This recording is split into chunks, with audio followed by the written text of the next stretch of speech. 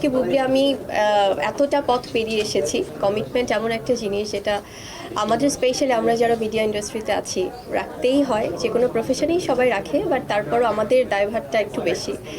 Season change হচ্ছে, যার জন্য একটু ঠান্ডা জ্বর তো থাকছেই।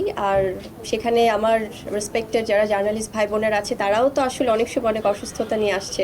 এবং আজকে আমার জন্য অনেক স্পেশাল একটা দিন আরও একটি কারণে, সেটি হচ্ছে যে আজকে আমাদের সিনেমা ইন্ডাস্ট্রির, ফিল্ম ইন্ডাস্ট্রির আমার অভিভাবক, আমাদের সবার পছন্দের বাংলা ফিল্ম ইন্ডাস্ট্রির একটি দুর্দান্ত অধ্যায় যাকে বলা হয়, আমাদের সবার ভালোবাসার মিশা সওদাগর স্যার আছেন আমাদের সাথে। Thank you so much sir for coming here. খুবই ভালো লাগছে আমার, কারণ আমার বড় ভাই এবং আমি ভাইয়ের সাথে আমার অনেকগুলো কাজের সৌভাগ্য হয়েছে।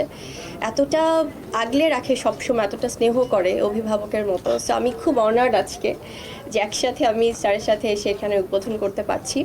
ফোন ফ্রিক না, আমি খুবই ঘর কোনো একজন মানুষ। আমি খুব বাসায় থাকি যখন একদমই সব নেট ছাড়া, সোশ্যাল মিডিয়া ছাড়া, ফোন ছাড়া থাকি। সো এটার জন্য আমি ক্ষমা প্রার্থী সবার কাছে। কিন্তু আপনারা সবসময় আমার মানে অন্তরেই থাকেন। এটা হয়তো আমি হয়তো লেট করে হলেও টেক্সট দেখি বা টেক্সটে রিপ্লাই করি, বাট এটা আমার মনে হয় একটা বদ অভ্যাস যে আমি ফোনে আমাকে অনেকে হয়তো রিচ করতে পারে না, বাট এটা আমি ওভারকাম করতে ট্রাই করছি 2026 ইনশাল্লাহ। অভ্যাসটা যেটা পছন্দ করে ভাইয়া বললেন সেটা হচ্ছে যে হয়তো বা আমি কমিটমেন্টের জায়গাটাতে খুব সিরিয়াস।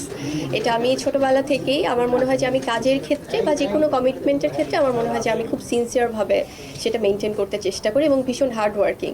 এই ভালোবাসার জন্যই আমরা কাজ করি। এবং আমাদের যারা ইন্ডাস্ট্রিতে যারা পথপ্রদর্শক আছেন, মিশা স্যার, ওনার কাছ থেকে আমি সবসময় শিখি। এত জানেন এবং শুটিংয়ের সময়ও সবসময় এরকম করে অনেক অভিজ্ঞতা শেয়ার করেন। সো স্যারদের পথ ধরে আমরা যাচ্ছি, ওনারা যেমন ভালোবাসা পেয়ে যাচ্ছেন।